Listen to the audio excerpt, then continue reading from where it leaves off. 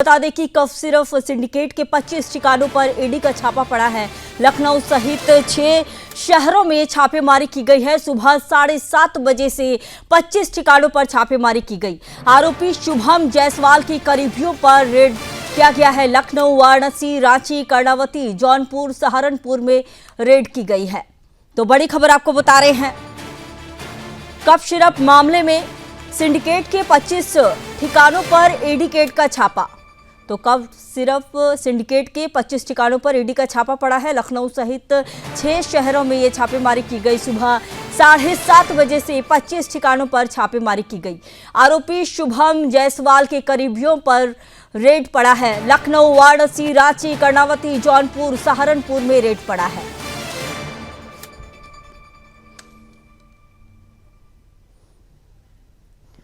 तो बड़ी खबर आपको बता रहे हैं, कफ सिरप मामले में बड़ी जानकारी सामने आ रही है, जहां कफ सिरप सिंडिकेट के 25 ठिकानों पर ईडी का छापा पड़ा है।